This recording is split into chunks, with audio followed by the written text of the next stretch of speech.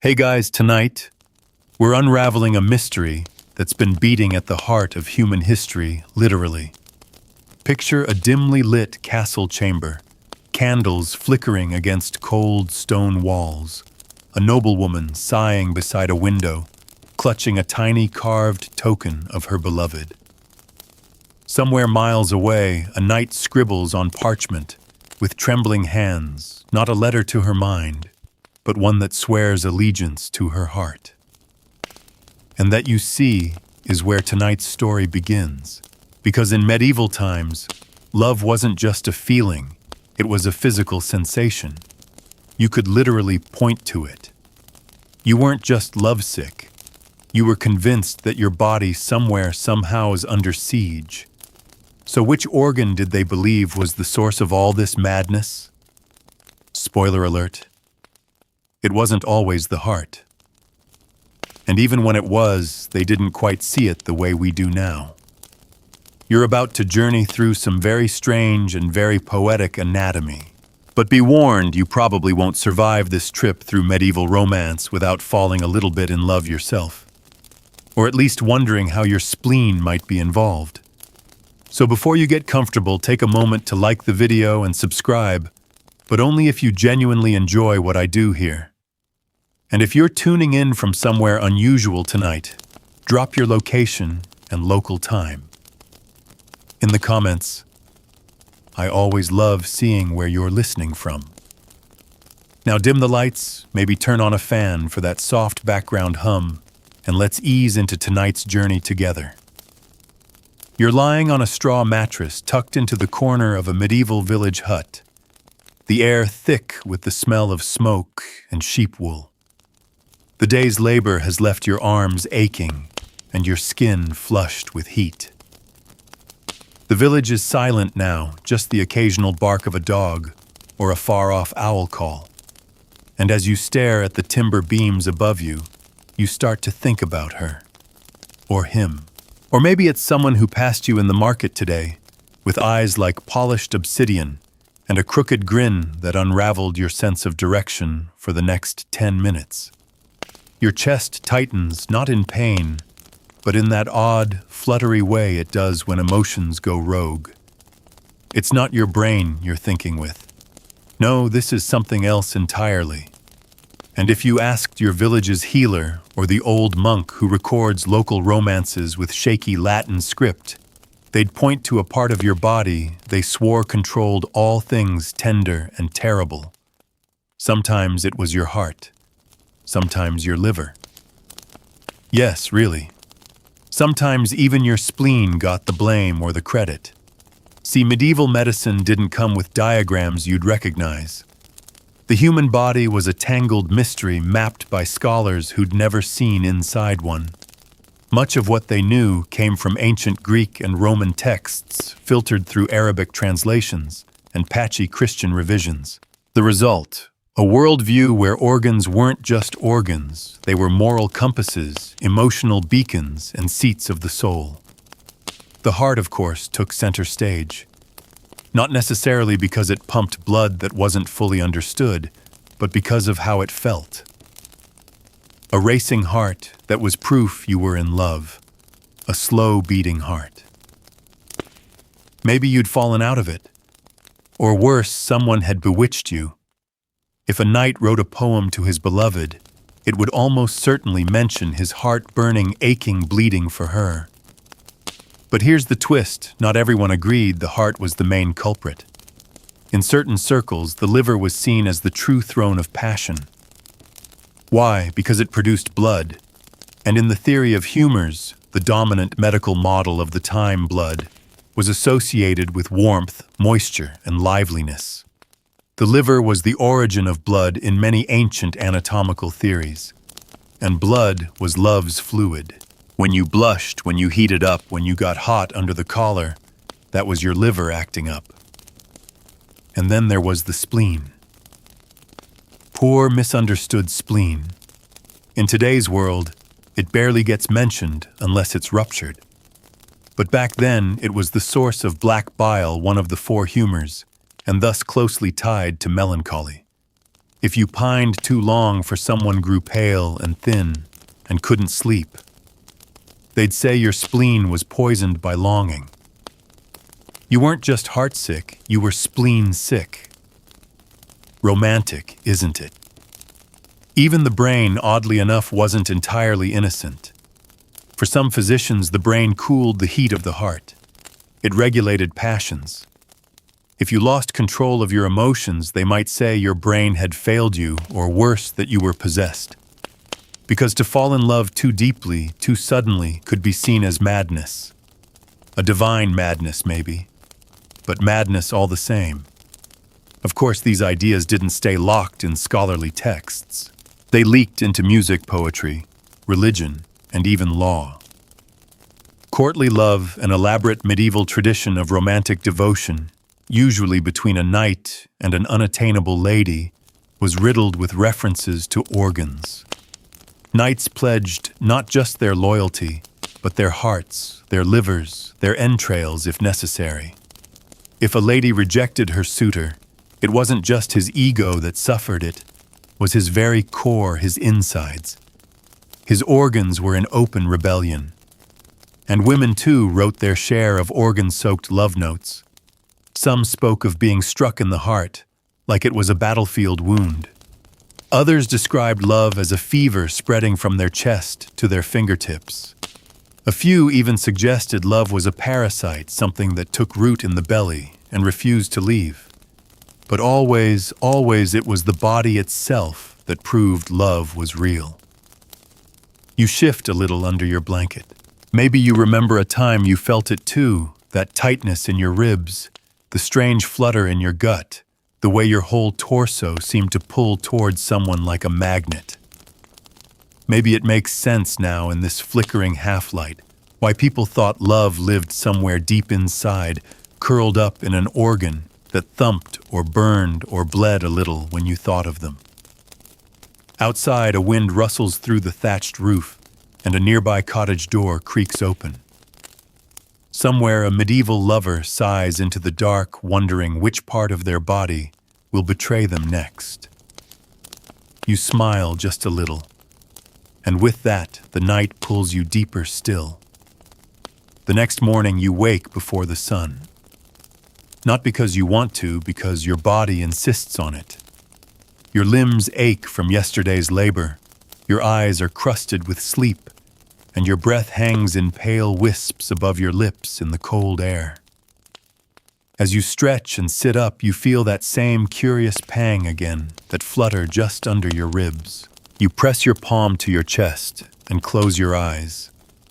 It's not hunger. It's not sickness. It's them.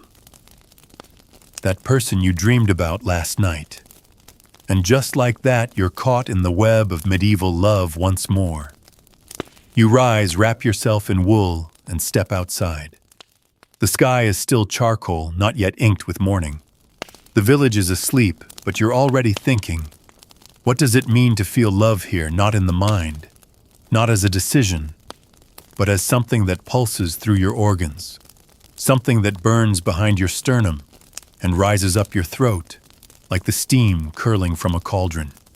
You recall that odd story the old healer once told, of a boy who fell so deeply in love with a merchant's daughter that his liver failed. They said it turned black, withered like a prune. He couldn't eat, couldn't speak, couldn't lift a pitchfork. His mother, desperate, brewed infusions of mint and vinegar and dabbed his temples with cold cloths. But nothing worked, until the girl sent him a handkerchief stained with her perfume tied with a ribbon. He held it to his chest and wept for hours. The next day, he ate a whole bowl of pottage, and his mother swore his color came back. His liver, she believed, had been healed by love itself. You'd heard it as a child, and even then it made you wonder what kind of world lets your organs fall in love. It wasn't just village gossip. It was an entire system of belief grounded in humoral theory. Everything in the body, health, emotions, behavior, was ruled by four fluids: blood, yellow bile, black, bile, and phlegm. Each was tied to specific organs, specific temperaments, and yes, specific kinds of love. Blood made you passionate and joyful, ruled by the liver. Yellow bile made you bold and irritable, linked to the gallbladder. Black bile made you thoughtful and sad, born of the spleen. Phlegm made you calm and sluggish, nestled in the brain and lungs. So if you loved with passion, that was your blood, your liver talking. If you loved with melancholy, pining from afar and crying into your pillow, that was black bile, your spleen at work. If your love made you angry, jealous, burning, impulsive, that was yellow bile flaring in your gut. And if you loved in silence, just watching from the shadows, with a slow, quiet ache, well, that was your phlegm. Cold, slow-moving, ghostly love. And still, everyone returned to the heart. The heart had a different kind of power. It didn't just feel, it knew. Medieval texts often describe the heart as wise, like a tiny oracle beating behind your ribs. It wasn't just an organ, it was a judge, a compass, a keeper of secrets. Lovers didn't just pour their emotions into their hearts. They trusted them. If your heart said yes, you listened. If your heart said no, even when the rest of your body screamed otherwise, you obeyed. To go against your heart was to walk blindly into ruin. That's why saints, poets, and doctors alike gave the heart so much authority. In medieval Christian theology, the heart was where God whispered. Not your ears, not your mind. The heart. So when a young monk felt himself drawn to a fellow novice, it wasn't necessarily seen as temptation, not at first. It was his heart trying to speak. The problem came only when desire overwhelmed devotion. Then the heart became traitorous, dangerous. But the heart wasn't always the only contender for love's throne. In some manuscripts, especially from Arabic medical traditions that filtered into Europe through Spain and Sicily, the brain was a surprisingly strong candidate. Physicians like Avicenna and later scholastics like Albertus Magnus discussed how the brain governed reason, imagination, and memory. 3 crucial ingredients for love. After all, love isn't just what you feel, it's what you remember. That glance, that smile, the way someone's fingers brushed yours while passing a basket of apples. These weren't stored in your chest. They were etched in your mind. So while the heart was passion, the brain held on to the story. Still, no one could deny the heart's poetic hold. Even as scholars debated, the people wrote songs, ballads and madrigals filled with aching hearts, broken hearts, stolen hearts, and hearts that bled ink onto parchment. The most famous lovers in medieval Europe. Tristan and Isolde Abelard, and Heloise Lancelot, and Guinevere all suffered from this chronic heart disease. Not figuratively, literally. Their hearts dictated their fates. You pass by the chapel and glance at the stained glass windows. One of them shows Christ offering his sacred heart, surrounded by thorns dripping blood. It's not just symbolism, it's a spiritual medicine. The idea that love, especially divine love, wounds us at our core deep in that trembling, pulsing center. And when someone died of heartbreak, which they did often, according to the records, the cause wasn't labeled psychological. It was anatomical. The heart collapsed. The blood congealed. The body failed to carry on. Death by unrequited love was as real as plague, at least in the medieval imagination.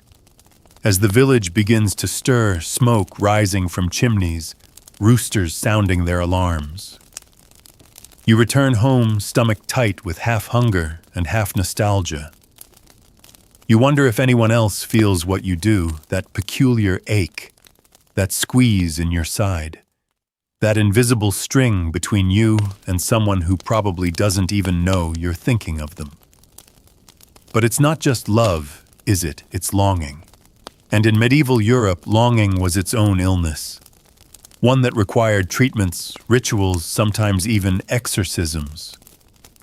If you couldn't forget someone, if your liver kept heating or your spleen kept souring, they believed you'd been cursed, bewitched, enchanted. And the cure?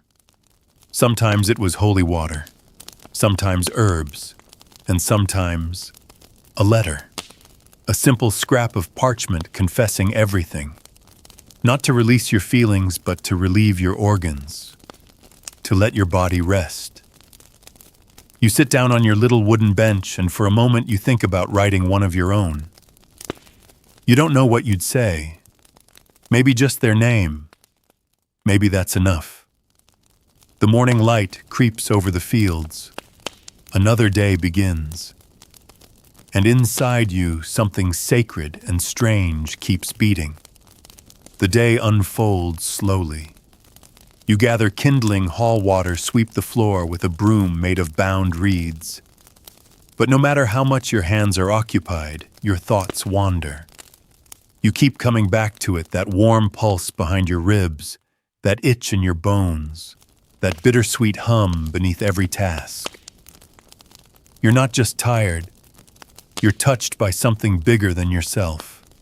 Something that in the medieval world was as real and physical as the wool on your back. Your neighbor's daughter catches your eye as she passes with her basket. She gives a soft smile, polite, unreadable. You feel your chest tense.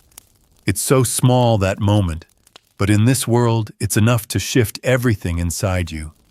In medieval medical texts, this internal shift had a name, amor heroes, literally heroic love. But don't let the name fool you. It wasn't something to brag about. It wasn't swooning romance or harmless flirtation. It was a diagnosable illness. Physicians like Bernard de Gordon and Avicenna listed its symptoms meticulously. Sleeplessness, weight loss, dry mouth, irregular pulse, obsessive thoughts, sudden weeping fever. If you experienced enough of these, you didn't need a matchmaker. You needed a doctor. But not all doctors agreed on how to treat it. Some recommended diet changes. Avoid red wine, eat cooling foods like lettuce and cucumbers. Bathe in tepid water. Others turned to charms and amulets. One text suggests binding rosemary around the neck to ease the ache of liver burn. Another prescribes crushed violets mixed with vinegar as a drink for the spleen struck. And then there were more spiritual remedies, prayer, fasting, confession. Because sometimes love wasn't just a physical ailment, it was a moral one. Especially if your love was forbidden. That's where things got more complicated. You see, the church had its own opinions about where love lived and where it shouldn't. While medical texts spoke of livers and hearts, theology pointed to the soul. Love properly directed should lift the soul closer to God. If it dragged the soul toward earthly pleasure, especially of the flesh, it became dangerous, even deadly. So love wasn't just about organ failure, it was about salvation or damnation. Monks and nuns wrote about this battle between the flesh and the divine in agonizing detail. Take the letters of Heloise to Abelard. They're drenched in heartbreak, yes, but also in anatomy. She speaks of her heart torn between sacred duty and irrepressible love. She writes that her body betrays her prayers, that her heart, her very chest, aches when she sees his handwriting. Imagine that even as she tried to ascend spiritually, her organs dragged her back to earth. And that struggle wasn't reserved for the religious. In courtly circles, noblemen and ladies composed verses that read like autopsy reports of affection. One knight might declare that his love pierces the liver like an arrow. Another might claim that a single glance has ruptured my spleen. These weren't metaphors. They were conditions. And like all conditions, they demanded attention. You pause your sweeping and sit down on the threshold of your cottage. The sun is fully risen now, casting gold across the dewy grass. A shepherd guides his flock across the distant slope. You imagine what it would be like to tell someone, not just "I love you," but "my liver swells with longing for you." To say with medieval honesty, "You've infected my chest, and only your smile can drain the poison." It sounds dramatic. But back then, drama wasn't exaggeration, it was diagnosis. And if you really did fall ill with love, you might find yourself in front of a physician of the soul. These weren't doctors with scalpels or syringes. They were confessors, monks, wise women. People who could look into your eyes, ask about your dreams, and determine if your affliction was from Guamfkung or from the devil. Because there was always the chance that love wasn't love at all. That what you were feeling was enchantment, bewitchment. The result of a love potion slipped into your wine or a curse woven into your clothes. Entire manuals were written on how to identify and undo such spells. Garlic, holy salt, burned herbs and whispered prayers. Because if your spleen wouldn't settle, if your heart wouldn't stop racing, and no letter, no medicine, no prayer could help, then surely someone had tampered with your body, and they'd done it through magic. You rub your hands over your arms and glance toward the woods. There's always talk of a woman who lives near the edge of the trees, with knowledge passed down from her mother and her mother's mother. They say she knows the secrets of hearts and livers and spleens. They say she can tell whether what you feel is real love or something darker, something brewed. And if she tells you it's real, then you may need to act, because the longer you wait, the worse it gets. Medieval records are full of warnings, lovers wasting away, refusing food, collapsing during Mass, crying out names in their sleep. The church might interpret that as spiritual warfare, but the doctor would blame the heart, or the blood, or the bile, and begin treatment before your organs failed completely. Still many insisted there was only one true cure. Union. To be with the one you loved. To embrace them, kiss them, even lie beside them. Not always physically, sometimes just holding hands was enough to stop the fever. Just seeing them, hearing their voice. That was all it took to put the body at peace again. Because love to the medieval mind was a sickness of separation, and only reunion could calm the body's rebellion. You lean back, close your eyes, and let the breeze brush against your face. Somewhere inside you, something quiets. Just a little. Not because you've been cured, but because you understand now. This isn't a passing crush.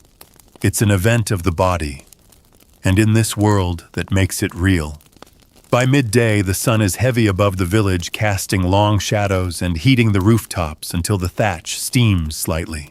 You've been in the fields turning soil with a wooden spade, the rhythm of your body, trying to drown out the rhythm of your thoughts.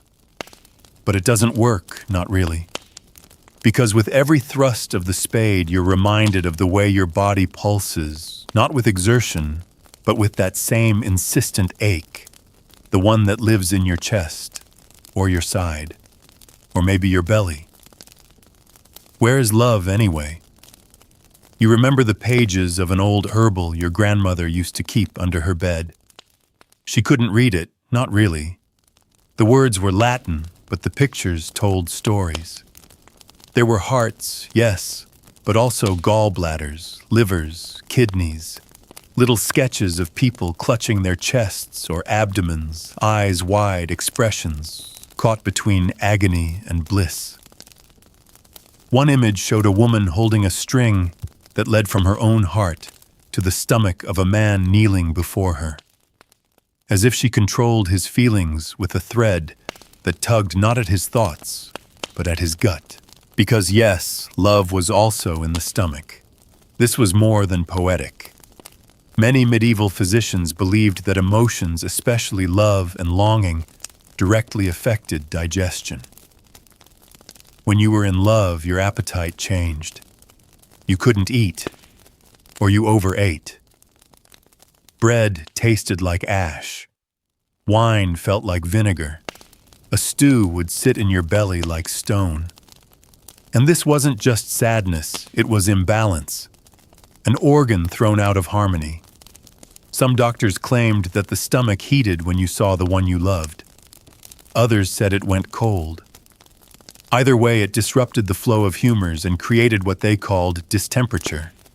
In that state, even simple food could be dangerous. You might faint, or fall into a fever. And so remedies included not just calming herbs, but careful diets. Apple vinegar to cool the belly, honey water to soothe bile, anise to reduce gas caused by emotional turmoil. All in the name of love. You sit under a tree and rest your back against the bark. The earth is warm beneath you. Your body is still, but inside the churn continues. It's strange how many parts of you feel involved. Not just your heart, not just your stomach, but your skin, your arms, even your eyes. And that's no coincidence. The eyes, in fact, were often called the gateways of love. The medievals believed that love didn't start in the heart. It entered through the eyes. When you gazed at someone too long, or too often, or in the wrong way, it created a physical imprint. That image traveled into your body through the optic nerves, they thought, and embedded itself in your internal organs. It was like swallowing a vision. You weren't just seeing them, you were ingesting them. Some texts describe this process with eerie clarity. The beloved's image enters the eye, travels down the veins, and nests in the heart or liver, where it ignites desire. So next time you lock eyes with someone and feel that jolt, that flutter, you'll know it's not in your imagination, it's in your veins. This theory wasn't confined to dusty scrolls. It leaked into every corner of medieval art. Courtly poems began with eyes. I saw her, they would say, and then I was undone. Painters often depicted arrows piercing both hearts and eyes. And if you were suffering from unrequited love, your friends might scold you for looking too much. They might warn you to avert your gaze or wear a charm over your chest to block the beloved's image from entering. Love was contagious, and the eyes were the mouth. But the real mystery came from what happened after. Once the image was inside you, it lingered. It interfered with sleep. It soured your blood. It caused quite literally internal combustion. Your liver would overproduce blood, your heart would swell, your stomach would reject food, and your spleen would darken with sorrow. The only cure: remove the image, which was easier said than done. Some physicians suggested fasting and prayer. Others said to plunge yourself into cold water. Some even advised taking bitter herbs not to help your digestion, but to create a taste so foul it would purge the memory of your beloved. Love then was like food poisoning. You had to vomit it out. You run a hand over your abdomen thinking about all these hidden battles waged inside you. How many people have loved so fiercely that their insides roiled? How many nights have ended with someone curled in bed, unable to eat, unable to breathe deeply because their organs had chosen someone who didn't choose them back? You think of your friend Tomas, who once carved a girl's name into the bark of a tree. He didn't just say he missed her, he said he felt sick. He said it like he meant it. And maybe he did. Maybe his heart skipped. Maybe his spleen soured. Maybe he wasn't being metaphorical at all. It makes you wonder, in this world, where every feeling has a physical place, are we ever really heartbroken? Or are we spleen-crushed, Liver burned, stomach twisted, you shift your legs, the sunlight flickering through the leaves above. Insects hum in the grass. Somewhere nearby, a girl sings a tune under her breath, gathering herbs for supper. You recognize the melody, an old ballad about a knight who dies of love, his heart turning to stone after a single kiss denied. And in your chest, or your stomach, or somewhere deeper still, you feel the weight of that same stone forming.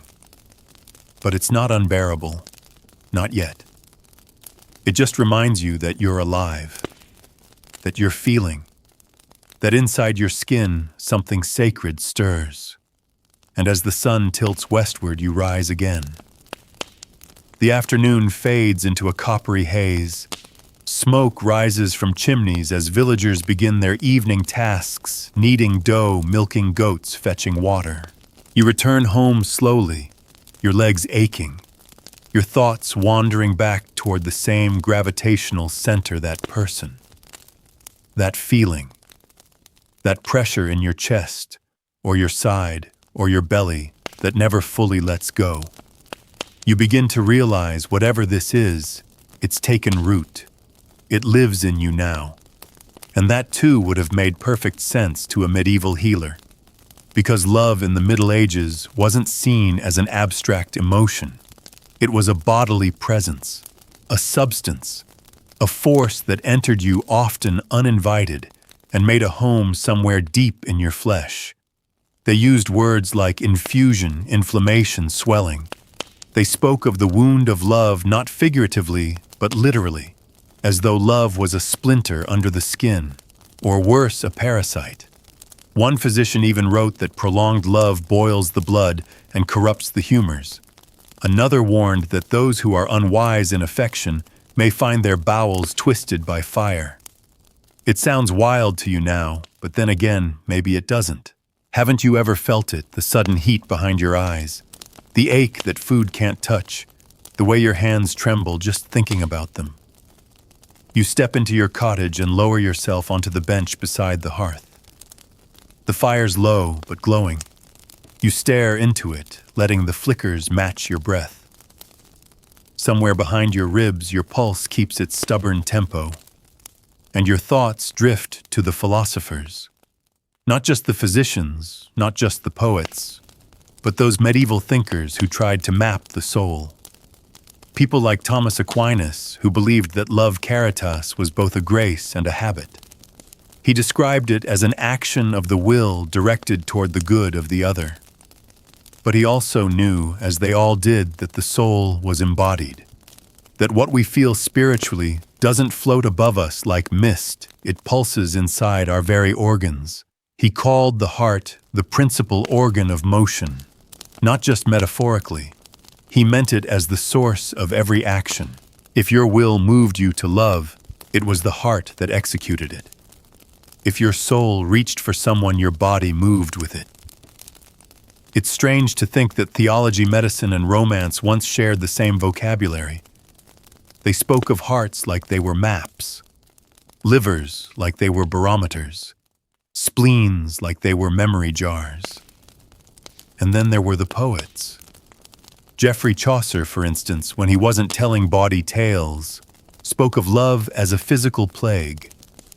In his poem, The Complaint unto Pity, he described love as something that had crept into his chest and made camp. Not a passing emotion, but a permanent guest. He even blamed his liver for not being strong enough to drive love out. In another work, he suggests that the sight of his beloved has penetrated his body like an arrow and lodged in his vital organs. That image wasn't unique. Medieval literature is full of arrows. Cupid's Eros's even unnamed metaphysical darts puncturing the chest, igniting the liver, spoiling the spleen. One poet wrote that love flies straight to the heart, by way of the eyes, and once inside consumes the soul like fire in dry timber. You think of it now sitting in this quiet room. All these metaphors that aren't metaphors at all. They believed in them as medical truths. And in some odd way, so do you. because what else explains how you still feel it? Even now, with nothing to look at but embers and shadows. Maybe it's not poetry. Maybe it's your organs. There's a creak at the door, a neighbor stopping by, or maybe just the wind. But your heart or your liver leaps, just for a moment. That hopeful surge. And again you're reminded of another medieval belief that love wasn't entirely yours, that it had agency, that it could possess you. Not as a demon necessarily, but as a force of nature. You couldn't choose to stop loving someone any more than you could choose to stop coughing during a fever. Love wasn't a decision, it was a condition. And if you truly couldn't recover, there was always one final diagnosis, amor insaniens, madness from love. A real term, a tragic one. Documented in texts, cases, even in royal courts. People who couldn't sleep, couldn't function, spoke in rhymes, tore their clothes, swore they heard voices. All because of unreturned affection. Their bodies were too full, too stirred. Their organs too out of balance. Treatment. Sometimes it meant being confined to a monastery. Sometimes it meant bleeding, leeches, prayer. Sometimes it meant a pilgrimage, walk 1,000 miles, burn the fever out of your blood. Leave the beloved behind. But often, nothing worked. Because love in its purest form defied correction. You lie back against the wooden wall, eyes half closed, and breathe in the scent of ash and hay. You think again of your own symptoms, mild though they are. That flicker of excitement. That pause in your breath when you hear their name. That wait so sweet, it hurts. It's not madness. Not yet. But it is something very old. Something very bodily. Something medieval minds would have understood without question. And the fire crackles quietly, like a heartbeat you can't quite ignore. Night falls gently across the village. Candles flicker in windows, and the air carries the mingled scents of stew smoke and damp wood. You've eaten barely. Bread dipped in broth. A few bites of root vegetables. But your stomach remains unsettled, not from illness or undercooked food, but from that quiet, familiar cause, the one whose name you don't say aloud, but whose presence you feel like a second pulse. You lie back on your straw-stuffed mattress, arms behind your head, eyes on the beams above. The same question returns. Where is this coming from, and more importantly, what part of you is suffering the most? The medieval mind had answers. Many, in fact. You remember what the healer once told you, that each organ was not only responsible for its physical tasks, but also for a piece of your soul's drama. The heart was where your courage lived. The liver was where your desires brewed. The spleen was the seat of sorrow. And the kidneys, oddly enough, were believed to be tied to judgment and desire. Yes, the kidneys. In some texts, particularly those influenced by early biblical and Arabic sources, the kidneys were thought to be instruments of divine discernment. When ancient Hebrew scripture spoke of God testing the reins and the heart. The reins meant the kidneys. To feel a stirring, there was not mere digestion, it was feeling judged. And in the context of love, that meant inner conflict. To want someone with your liver, but doubt them with your kidneys. To ache with passion, and yet feel unease in your gut. Medieval physicians absorbed this idea and included it in their practice. They wrote of patients who suffered pain in the lower back or sides, often from no known cause, and attributed it to romantic longing, especially when the object of affection was considered sinful or forbidden. So the kidneys ached with guilt, with moral doubt. Imagine that a body divided, one organ inflamed with love, another tightening in protest. You turn onto your side, pressing a hand lightly against your hip, wondering if perhaps your kidneys too are trying to speak. And it wasn't just physicians who believed in such anatomical emotions. Dream interpreters, those wise women, or traveling mystics who helped villagers make sense of their inner worlds, had their own organ maps. They would ask what you felt in a dream, not just what you saw, but where in your body you felt it. If your chest burned, they'd say your heart was stirred, that passion was guiding you. If your belly twisted, they might say your love was misplaced. If your spine ached or your knees weakened, they'd warn that you were being spiritually drained. Because love, in their view, didn't just sit in the body, it moved through it like weather. And then there was the matter of the blood. Everything came back to blood. It was, after all, the fluid of warmth, vigor, courage, and love. The liver, they believed, created it. The heart distributed it. And when your blood came too warm, it could overheat your organs. You'd flush, sweat, tremble. You'd grow dizzy, euphoric, even delusional. This wasn't metaphor. It was considered a real, treatable condition, sanguine excess. Too much blood meant too much love, and the solution, bleeding. Yes, physicians would sometimes bleed patients who were lovesick. A controlled cut to release the pressure, reduce the heat, let the poison love essentially flow out.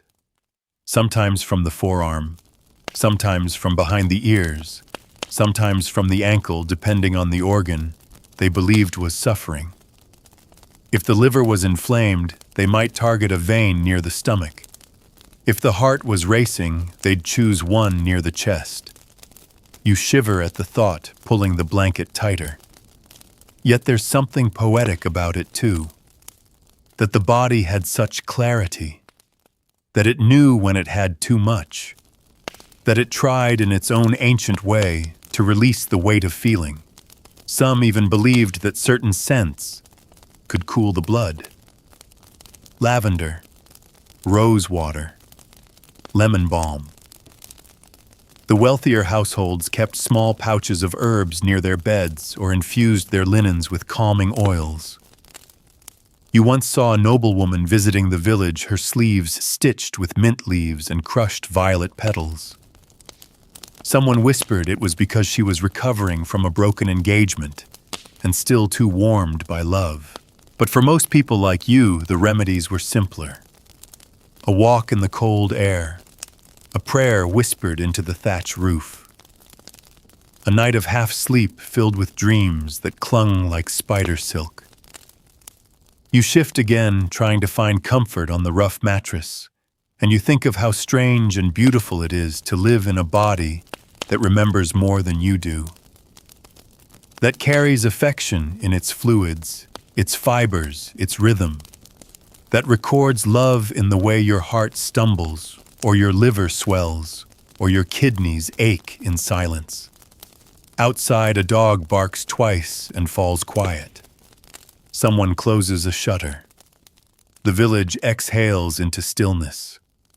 And inside you, love continues to work, unseen, unspoken, unfolding like a letter, written in muscle and blood. The night deepens. The fire has dwindled to soft red coals, and the cottage is quiet save for the slow creak of settling wood and the occasional rustle of wind outside. You lie still beneath your blanket, eyes adjusting to the darkness. Your body heavy, but your thoughts still drifting, still circling the same warm ache within you. It pulses in the quiet like a second heartbeat, or maybe a third. In the world outside your village, nobles and scholars are also wrestling with love, not just in ballads and sonnets, but in careful medical casebooks and philosophical treatises. You'd be surprised how many doctors in the Middle Ages spent their time writing about love. One of them, the French physician Jean de Gerson, wrote a whole treatise on lovesickness. He tried to explain the bodily mechanics of desire, how it begins with the senses, travels through the veins, stirs the humors, and disturbs the organs. He described symptoms that read like a plague report: fever, insomnia, tremors, sudden bursts of weeping hallucinations of the beloved's face. Not spiritual longing, not romantic fantasy. Illness. Other medical minds of the time echoed this. Constantine the African, who translated early Arabic medical texts into Latin, spoke of the liver as the seat of the soul's desires. He wasn't being symbolic. He believed the liver physically heated when someone experienced passion.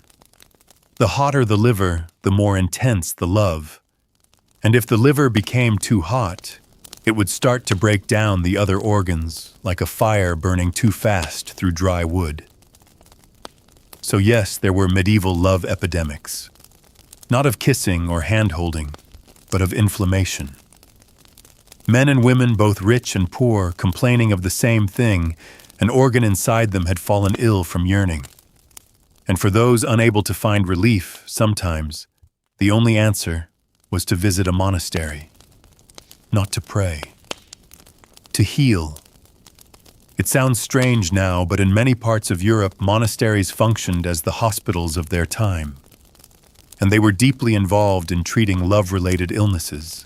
A patient might arrive gaunt and pale, complaining of breathlessness, night sweats, a heart that wouldn't slow down. The monks wouldn't just offer prayers, they'd diagnose. They'd ask questions about the object of affection. Was she noble? Was he married? Was the love returned? Did it stir the heart or the liver?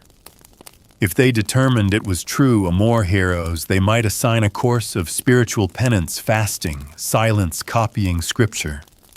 Or they might prescribe physical remedies, walking barefoot, cold water baths, bitter herbs, bloodletting. But sometimes even that wasn't enough. In certain cases, if love sickness didn't improve, a more drastic step was taken: the removal of the beloved's image. This could involve symbolic rituals, burning a drawing, throwing a token into a stream, burying a lock of hair. In more serious situations, the monks might recommend that the patient leave the region entirely, because the image once fixed in the organs could not be shaken by willpower alone. It had to be starved of presence. You close your eyes and imagine it walking away from everything you know just to drain someone out of your liver. It seems impossible, and yet they believed it was the only way to save yourself. Because if you didn't, if you allowed love to fester in your organs, without relief, your body would begin to collapse. First, the digestion would fail, then the sleep, then the circulation, then the mind. And people did die of love, or so the records say. Of course, modern eyes might dismiss this, might say these were cases of depression, anxiety, obsession. But medieval people had no such language. What they did have was a stunningly detailed vocabulary of internal suffering. They didn't see feelings as abstract. They saw them as tangible. If you suffered heartbreak, it was because your heart had cracked open. If you felt lovesick, it was because your liver had boiled. If you wept every night, it was because your spleen had overflowed. And if you recovered, then perhaps the organs had come back into balance. There are even stories of miraculous healings. A knight who drank from a blessed spring and felt his heart calm. A girl who rubbed rosemary oil on her belly for 9 nights and finally stopped dreaming of the boy who left. A monk who wrote down his desire on a scrap of parchment, buried it beneath an oak tree, and never felt the ache again. These weren't just rituals, they were treatments. Their medicine was faith, but it was also deeply bodily. And so you lie there now half awake, wondering if perhaps your own body is engaged in some ancient, unseen healing. Maybe your blood is cooling. Maybe your spleen is finally calming. Maybe your organs are rearranging themselves around this unspoken thing you carry. The night is long. The wind brushes the thatch above like a whispering priest. Somewhere in the distance, a church bell marks the hour. And within you quietly, the cure continues. Dawn doesn't arrive all at once. It leaks into the room like mist, soft and gray, sliding through the gaps in your shutters. You've slept, but only in fragments. And even now, as the cockerel begins his tired cry and the world stirs outside, your mind is still soaked in dreams. You can't remember all of them, only the feeling they left behind. A heaviness in your chest. A strange flutter in your belly. A warmth that might not have come from the fire. You sit up slowly. The blanket falls away. Your joints crack, your breath curls into the chilly air, and once again you feel it. That old familiar ache, the one that has no clear origin. Is it your heart? Your liver, your kidneys? Is it love? Or just memory masquerading as muscle pain? In the medieval world, memory and love were deeply intertwined, not just philosophically, but physically. They believed that when you remembered someone, especially someone you desired, your body responded. It wasn't just nostalgia, it was a reaction. The heartbeat might quicken, the skin might flush, the blood might stir. You might even sweat or shiver from the memory alone. In some medical texts, memory was described as a kind of phantom limb of the beloved. Even if the person was gone, your body still behaved as if they were near. The image of them stored deep in your brain, or your organs, could trigger the same symptoms as the real thing. And that's where things got really strange. Because medieval scholars argued that once someone had entered your heart, your literal heart, it was nearly impossible to remove them. Not without effort, not without pain. They spoke of the engraving of faces on the organ walls, like carvings in bark. Love was permanent unless forcefully uprooted. You rise, wash your face with cold water from a basin, and glance at your reflection, faint and rippling in the surface. You look tired, but not unwell. Not yet. And so you step outside. The fields are still draped in fog, a soft gray veil over everything. It feels like you're walking through a memory, or maybe inside someone else's dream. And in this quiet hour as the world resets, you think about another fascinating thread in the history of love, the role of the pulse. Physicians in the Middle Ages didn't have stethoscopes or blood pressure cuffs, but they had fingers. They knew how to measure the body by touch. And one of their primary tools was the wrist. If you visited a doctor, especially for a complaint of restlessness or sadness, the very first thing they'd do was press 2 fingers against your pulse. Why? Because the beat of your blood revealed the truth of your heart. There are records of physicians identifying lovesickness based solely on the pulse. A healthy beat was steady, calm, and slow. But a lovesick pulse was irregular, faster at the mention of a name, slower when that name was denied. One Italian doctor swore he could detect infatuation within seconds. All he needed to do was say, "Tell me about her," and feel the reaction on the skin. He called it palpitato d'amore, the pulse of love.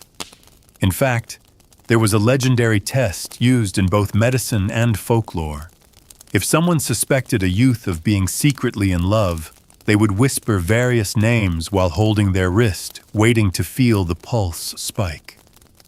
A name spoken, a reaction felt, proof of the heart's confession, even if the lips stayed silent. You walk slowly along the path to the well, your hand drifting to your own wrist. You feel it there now, soft and steady. But you wonder, what would it do if someone spoke that name, the one you keep locked behind your teeth? It's a strange thing to realize your body tells the truth even when you don't. Back in the medieval courts, noblewomen used this knowledge like armor. They learned to control their breath, their expressions, even their pulse when in public, because any display of feeling might be used against them. And the pulse they believed was the one part of the body hardest to fake.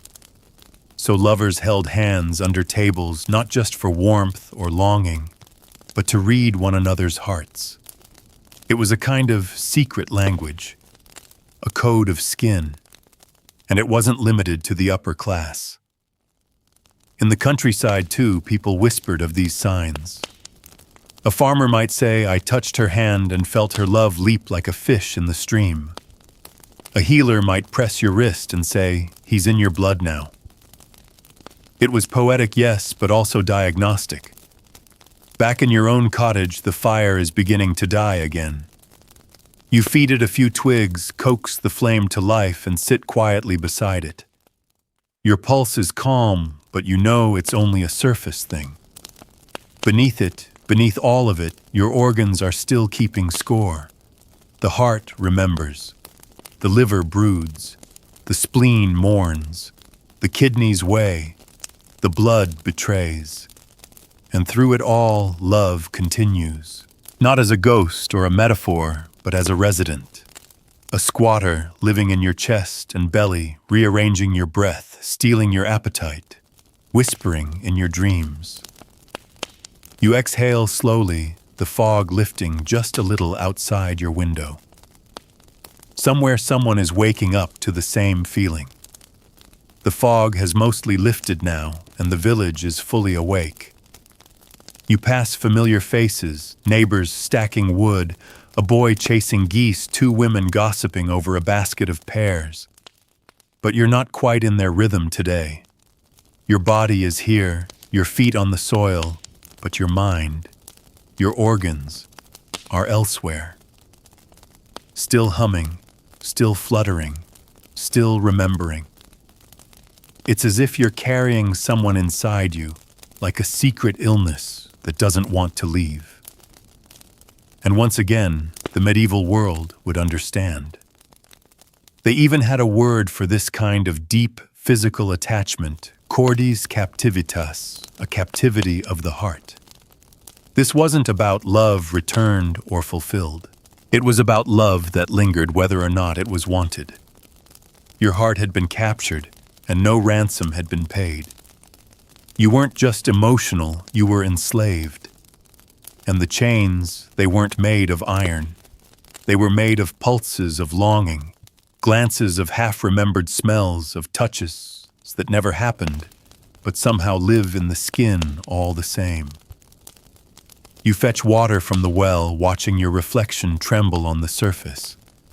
And you think if love could do all this, what would it mean to be free of it? And would you even want to be? The Middle Ages offered very few tools for liberation. Once love had infected the body, it wasn't easily expelled. Some healers turned to astrology for guidance.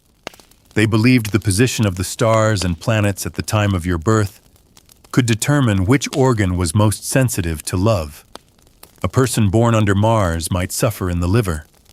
One born under the moon might feel love in the stomach. Venus ruled the kidneys and skin, and Saturn. Old heavy Saturn often governed the spleen, meaning melancholy was your lifelong shadow. So a lovesick patient might visit an astrologer to draw up a natal chart, seeking insight not into their personality, but into their biology of longing. They'd ask, "Why do I love so deeply? Why does it hurt here?" And the stars would answer, "Because you were born to." Sometimes this guidance led to treatments tied to planetary hours. If your liver was inflamed by Venusian desire, you might drink cold herbs at sunrise. If your spleen mourned under Saturn's pull, you might burn sage at twilight. These weren't superstitions. They were considered science celestial physiology. Love and fate weren't separate. They shared the same bloodstream. You carry your bucket home slower than usual, your arms heavy. The weight is not from the water. You think again of something the old midwife once whispered while patching up a sprained ankle. The body always tells the truth, even when you won't. She'd set it while tapping just below the ribs, right where the liver sits. She believed that if you pressed hard enough, if you listened, the body would confess who it loved. And she wasn't alone. In certain parts of medieval Europe, especially in folk traditions, love divination involved not just herbs or spells, but pressure points. You could tell if someone was in love by the way they reacted to touch on certain spots: the base of the neck, the left wrist, the right side of the stomach. If a person flinched, flushed, or exhaled sharply, it meant the body was harboring something. Of course, there were also more dramatic methods. Some lovers would pluck feathers from birds, soak them in wine, and press them to the chest while dreaming. If the feathers warmed, it meant the love was true. Others placed a piece of wool soaked in rose oil under their pillow. If they dreamt of the person, the organs had confirmed it. If not, the feeling might be a trick of the mind. You can't help but wonder as you sit by the fire again how much of your own longing is lodged in your physical self. Is it your mind replaying things, or is your heart actually tired? Has your liver begun to churn? Does your spleen whisper at night? You take a deep breath and let your hand rest gently on your stomach. There's no sharp pain, no fever, just a presence. A sense that something lives inside you that was placed there by a glance or a voice or a fleeting connection that your brain barely processed, but your body never forgot. And so you go about your day as always. But you know the truth. You're not just thinking of someone. You're carrying them in your blood, in your pulse, in the quiet, faithful rhythms of organs doing work they were never meant to do. Afternoon arrives with a golden hush. The village slows. Tools are put away, bread cools on windowsills, and for a while the world settles into that strange hour where everything is both alive and drowsy. You sit on a wooden stool just outside your cottage, the breeze playing with the edge of your tunic, the sun warming your hands. But inside, the ache is still there. It's not painful, not sharp, but it's present like an echo that never quite stops ringing. A vibration that travels not just through your mind, but through your chest, your stomach, your fingertips. You think about what it would be like if someone could open you and look inside. Would they find a name carved on your heart, a face imprinted on your liver, a memory coiled up like a sleeping animal in the folds of your intestines? Because yes, in medieval medicine, even the intestines played a role. They were considered the emotional gut of the body. Not in the way we think of a gut feeling today, but more like a landscape where unresolved feelings roamed. Longing, jealousy, uncertainty. If they weren't properly expressed or exercised, they were said to settle in the bowels. You'd feel tightness, cramping, even nausea. Some physicians believed that lovesick patients should be purged, not metaphorically, but literally. Through laxatives, bitter herbs, fasting, to clear the emotional waste from the system. And just as the stomach and liver handled the warmth of desire, the intestines were said to carry its residue, its shadows. So if you'd loved and lost or loved and hidden it, the grief would descend. Downward, deep into the body's underworld.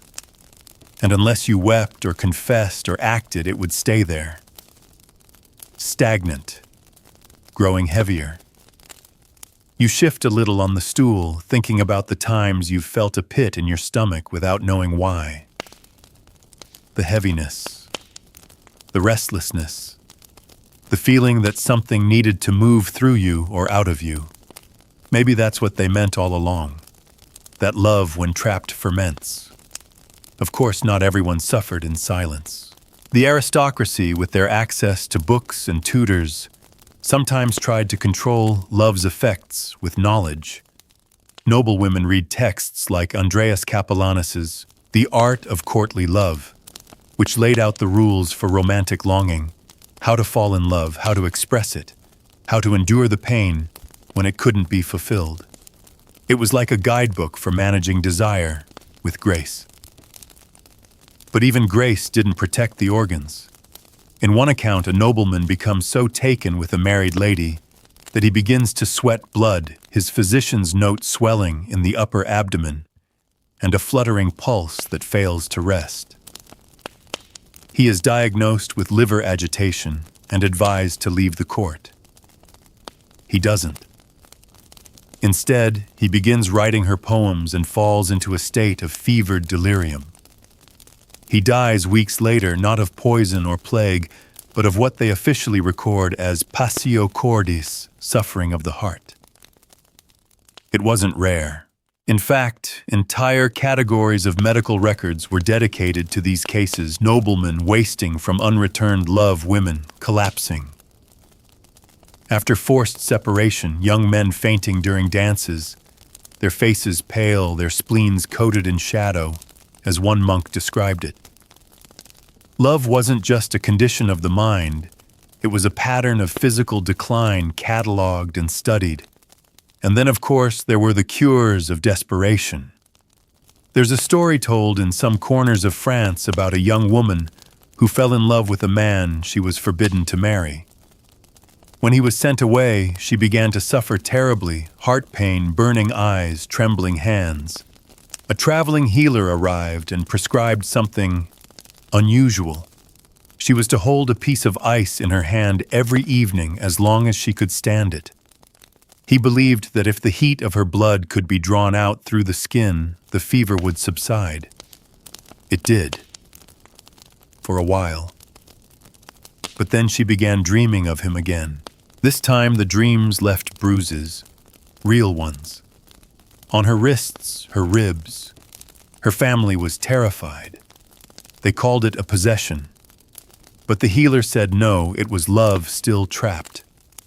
So they performed a final ritual. They gathered everything the man had given her, every item he had touched, and buried it in the forest at dawn. The next morning she awoke and the bruises were gone. Her liver had cooled. Her spleen had calmed. The love, the healer said, had returned to the earth. You stare at your hands now, imagining the cold sting of ice, the weight of buried things, and you wonder what it would take to draw this ache out of you too. Not because you want to forget, but because you want to rest. The sun is lowering now, casting long shadows across the path. Your stomach grumbles softly, but you ignore it. Your hunger feels unconnected to food.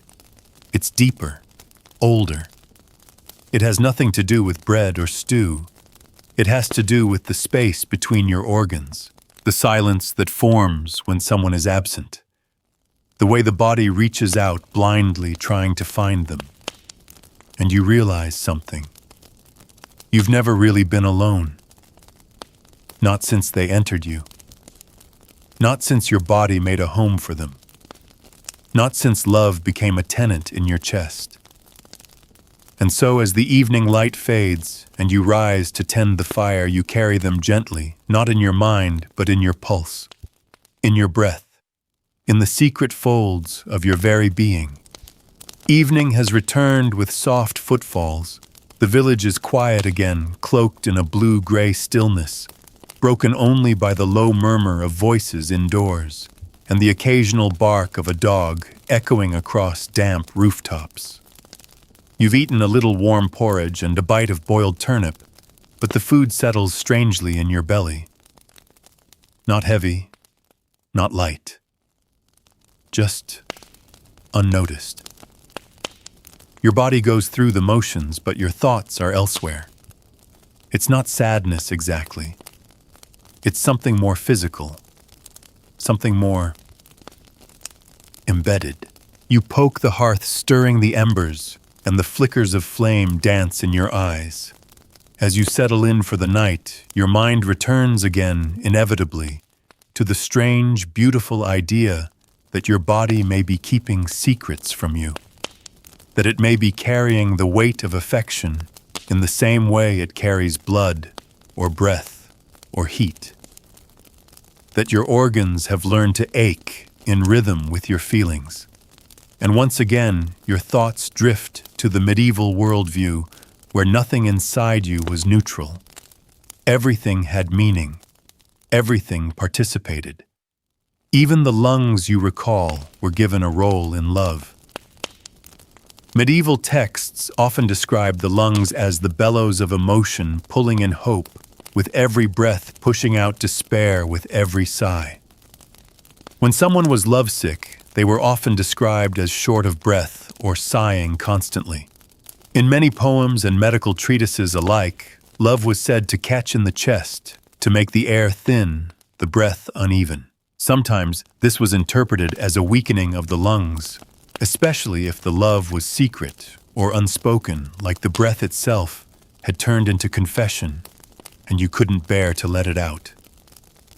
So shortness of breath wasn't just anxiety, it was longing with nowhere to go. You breathe deeply now, listening to the sound of it in your own chest.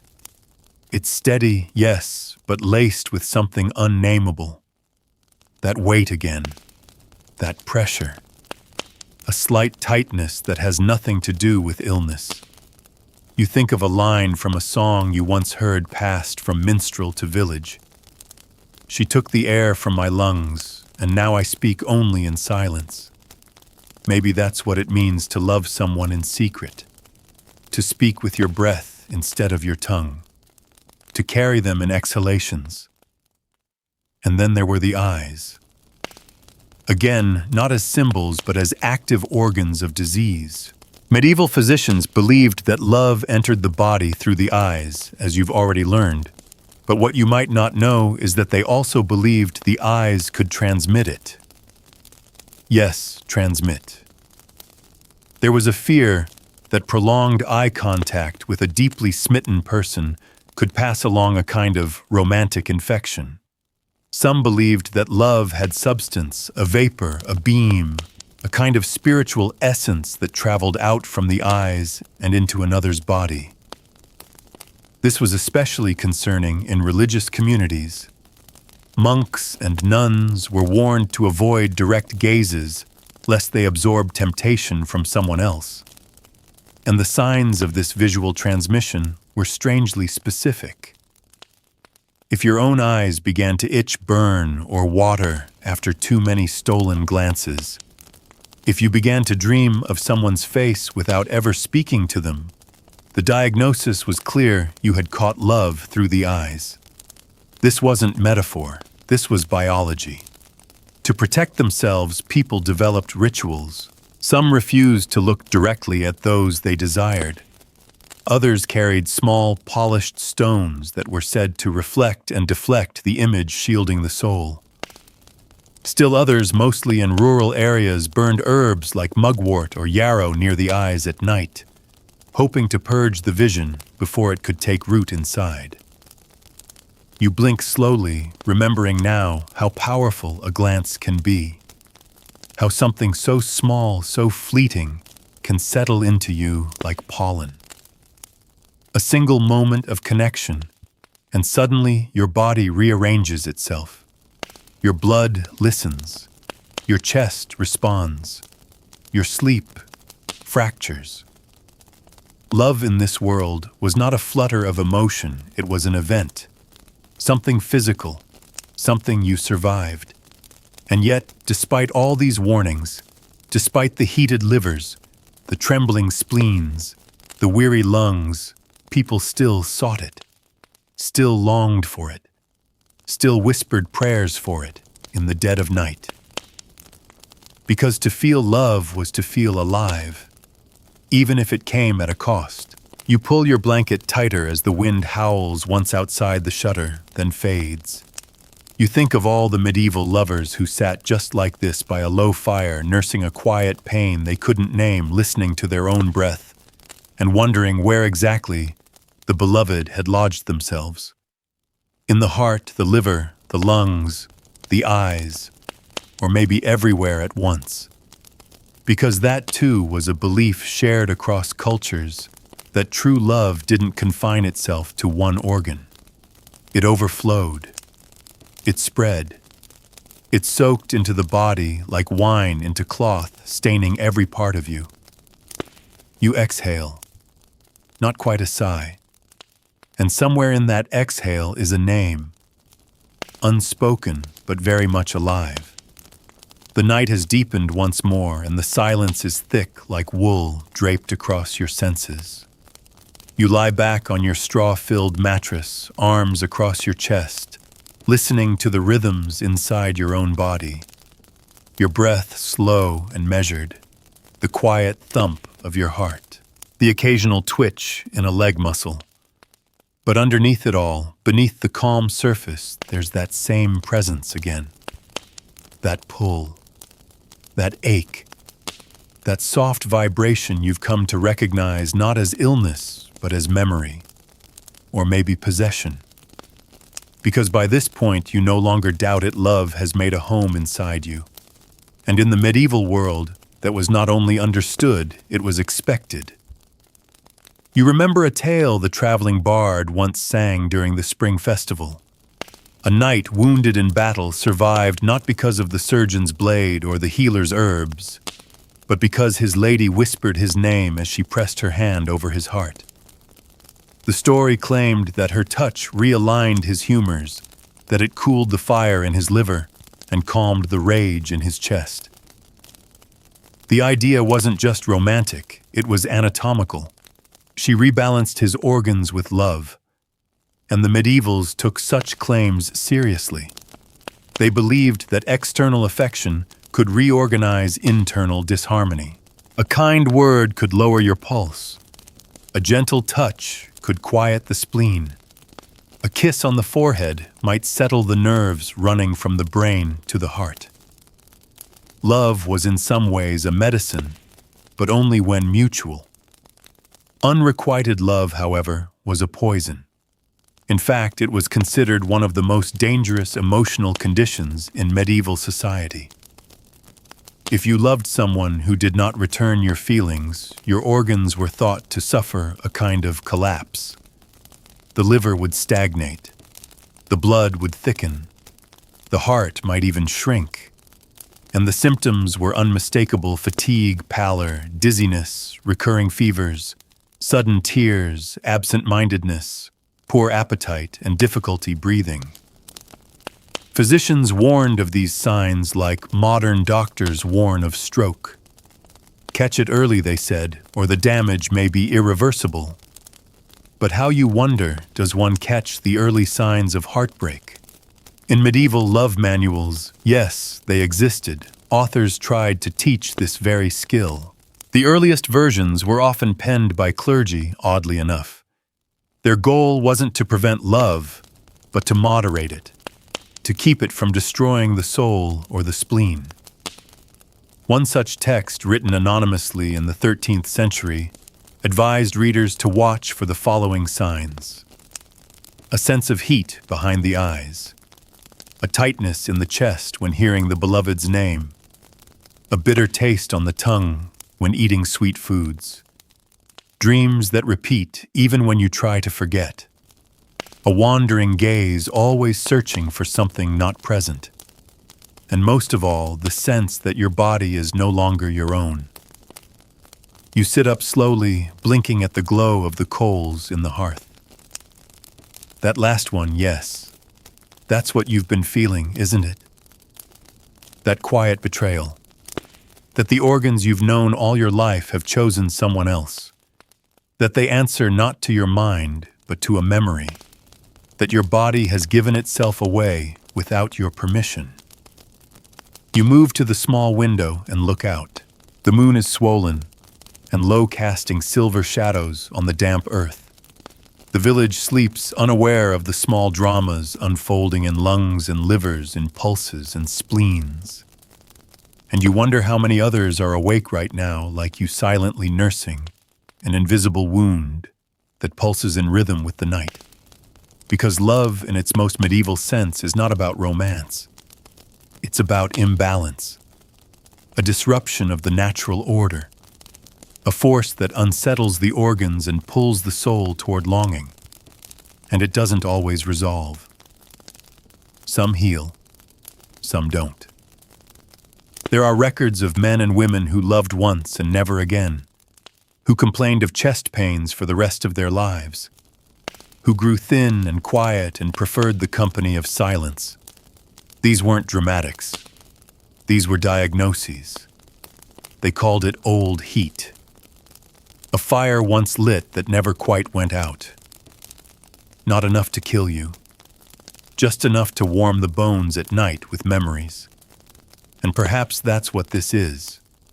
Not a fever, not a curse, but old heat, still burning, still flickering, still waiting to be seen. You return to your bed, lie down again, and feel the familiar weight settle over you. It's not unpleasant. Not entirely. It's a presence now. A companion. Something between comfort and ache. You close your eyes, and somewhere inside you, your heart, your liver, and your blood continue their quiet work, tending to the tender wound they never asked for, but carry all the same. The following morning arrives slower than the rest. Your limbs feel heavier, your breath deeper, and even the sunlight seems to trickle rather than pour into the room. You sit up with a stretch, the blanket sliding down your chest, and for a moment, just a moment, you forget. The ache, the flutter, the pull. But then it returns gentle as ever, not stabbing, not shouting, just present. A quiet knock behind your ribs, a whisper in your bloodstream, and you remember again they're still with you, not in body, but in organ.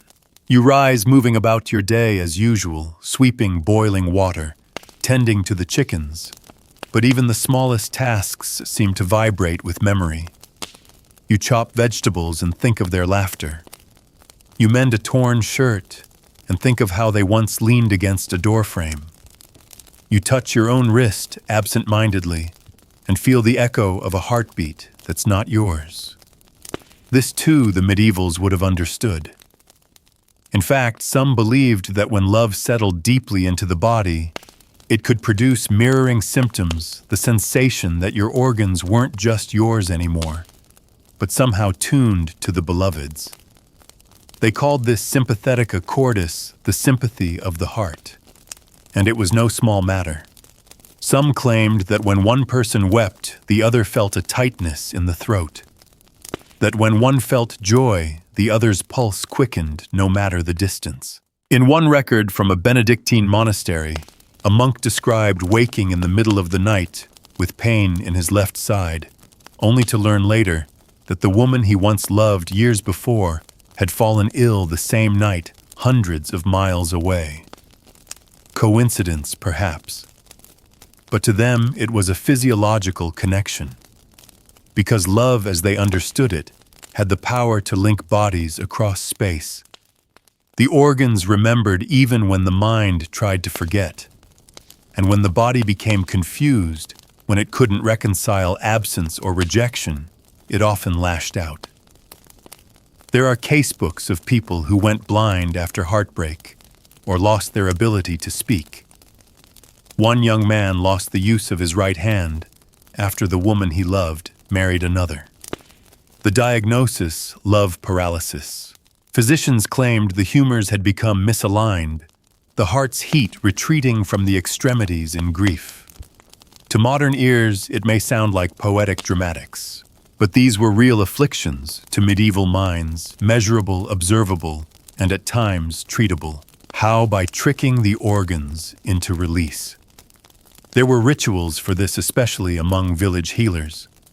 One method involved writing the beloved's name on a scrap of parchment, placing it under a piece of meat, and feeding it to a dog.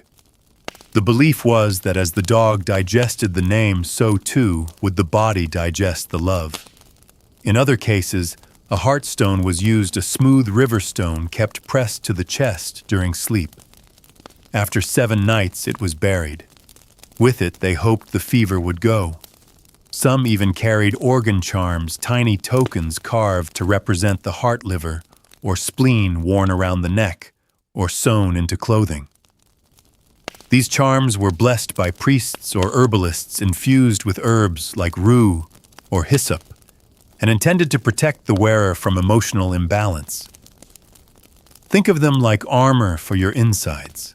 You pause now by the stream, staring at the water, wondering what kind of charm might work for you. Would it be a tiny heart of polished wood, a curl of liver-shaped iron, a pouch of salt to cleanse the spleen? But deep down you know there's nothing to cure. Not really. Because this isn't a wound in need of healing. It's a condition of being human. And the medievals knew that too. In the writings of Hildegard of Bingen, a brilliant abbess and healer, she described love as a divine heat, something that entered the body not to destroy it, but to awaken it. She said the heart was its seat, yes, but that the whole body was baptized by it. Every joint, every breath, even the bones. Love, she wrote, was like sunlight on the skin, sometimes it burned. But even then, you wouldn't choose the shade. So you stand there now, wind in your hair, hands still wet from washing, and you feel the warmth of that truth settle over you. Maybe the medieval world didn't have it all wrong. Maybe they didn't need microscopes or scans to understand what so many still forget, that love is not a thought. It is an event, a transformation, a rewriting of the body's rhythms. And you, like every lover, before you are simply living the story written in flesh. The sky turns a soft, velvety indigo, and the cool of evening brushes over your skin like a curtain being drawn. You light a candle, then another, until your small cottage glows with a faint amber warmth. The wind hums outside, and within you, something quieter hums in reply. The sensation is familiar now. It no longer startles you, this persistent presence in your chest, your gut, your bones. It has become something like a second self, less a burden than a constant companion. You don't resist it anymore. You simply observe it. And in this quiet evening hour, you feel closer than ever to the strange, visceral wisdom of those who came before you. Because if medieval people knew anything, it was that the body was the soul's diary, and every act of love, every ache, every rush of heat, every moment of longing left an entry. You've been writing yours for weeks now, maybe longer. You sit by the hearth again, curling your fingers around a warm cup, and think back to the way musicians and poets once described the physiology of love. Troubadours in the courts of Provence sang ballads in which the heart was a battlefield, the liver a forge, and the breath a trembling prayer. They believed in a love so strong, it could melt marrow, so sweet, it could shatter the ribs. These weren't exaggerations. These were diagnoses sung in meter. Some of their verses even gave instructions on how to care for love-struck organs. If your heart races, sing to calm it. If your liver burns, bathe in moonlight. If your blood thickens, walk barefoot in morning grass. These rituals might seem fanciful now, but they were grounded in a logic of feeling, a belief that the soul speaks not just through words, but through symptoms. And then there were confessionals, the strange intersection of medicine and religion. For many, especially in monasteries and small parishes, the act of confessing a secret love was as much about physical healing as it was about spiritual cleansing. The confessor became a kind of emotional physician. They would listen not just to sins, but to symptoms: a racing pulse, a tight chest, insomnia, the inability to focus during prayer. They would nod, make note, and offer more than forgiveness.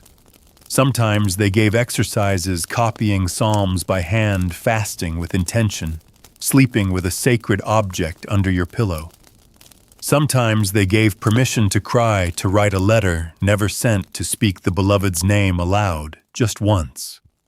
These were prescriptions, gentle exorcisms of the heart. You think now of what you might confess if given the chance, not to a priest, but to the stillness, to the fire, to the night itself. Would you say the name? Would you admit how much space they occupy in your breath, in your spine? Or would you simply whisper, they're still here, and I don't know how to let them go?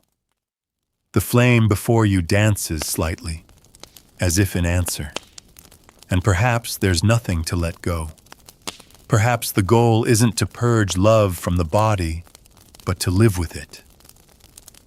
The medievals, for all their strange theories and humoral charts, seem to understand this. That love is not always a wound. Sometimes it's a scar. And scars, too, are part of us. They change how we move, how we breathe. But they do not break us. In fact, some believed that scars of the heart, emotional or otherwise, could become sacred sites. Points where the soul had touched the flesh.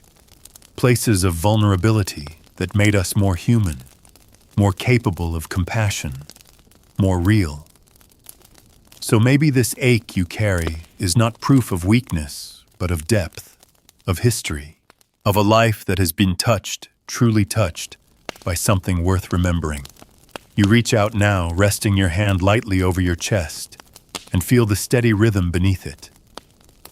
Still beating, still serving, still carrying someone inside. And with the fire crackling low, and the candle burning softly, you let your body settle not into forgetfulness, but into acceptance. Because the organs of love, heart, liver, lungs, eyes, blood, spleen, were never designed to forget. They were designed to hold, to carry, to remember you felt something once so deep, your body had no choice but to change. Night has now wrapped itself fully around the village, quiet and complete. The fire has dimmed to a soft bed of glowing coals, and your candle has melted low in its dish. The only sounds are the gentle creaks of timber, the occasional sigh of wind outside, and the slow, rhythmic hum of your own body breath, pulse, presence. You lie still, hands resting on your stomach, and feel the subtle churn of something ancient inside you. Not illness, not fatigue, just feeling. The kind of sensation that isn't loud but persistent. The kind medieval physicians might call residual affection. What today we might call love that never really left. And by now you don't fight it.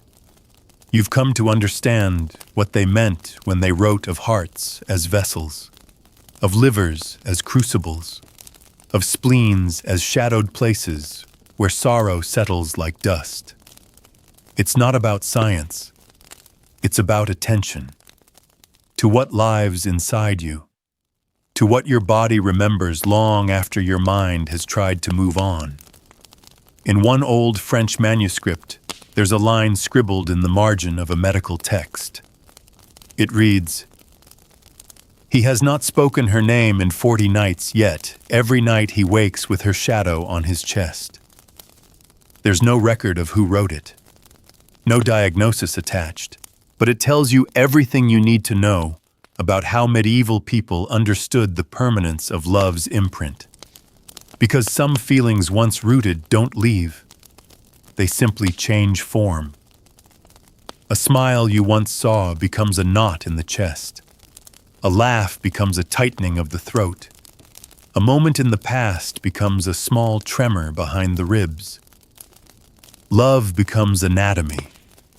And those who lived centuries before you knew this better than anyone. They didn't just accept it, they honored it.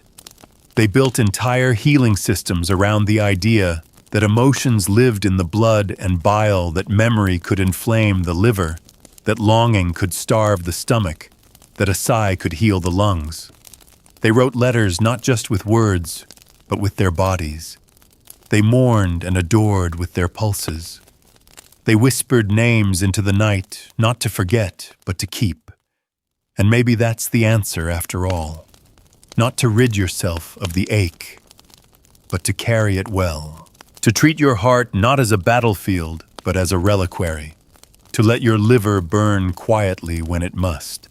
To recognize when your spleen needs rest. To let your eyes dream and your lungs speak, and your blood keep time with someone who is no longer here but never fully gone. Because medieval people may not have had X-rays or scans, but they had poems and prayer, and the kind of attention we've nearly forgotten the belief that love is written not in the stars, but in the flesh. And as you lie there drifting slowly toward sleep, you feel that truth settle across your bones like a final silent embrace. Your organs have told the story. Now it's time to rest. Shh. No more thinking now. You've made it through. The story is still with you, but softer now, fainter, like a distant candle behind fogged glass. Take a slow breath, in through your nose, hold it gently, and out through your mouth, again. Let your shoulders drop. Feel your spine soften against the bed. Let gravity do the work now. You don't have to carry the weight of anything, not love, not questions, not even your own heartbeat. It's all quiet now. You are safe. You are held. Your body, this ancient thing you walk around in, knows how to let go. Just a little more with every breath. Feel your legs sink heavy and warm. Your fingers uncurl, your jaw loosens. Your eyelids rest. There's no more mystery you need to solve tonight. No more diagrams of the heart. No more poems about livers or songs about spleens. Just the gentle truth that to be alive is to feel deeply, and to sleep is to trust that it's all still there waiting for you in the morning, just softer. Whatever they meant to you, whoever it was that lived in your chest or whispered into your bones, they're quiet now too. Not gone. Just resting. Let them rest with you. The fire is low, the room is warm, and everything inside you is calm now.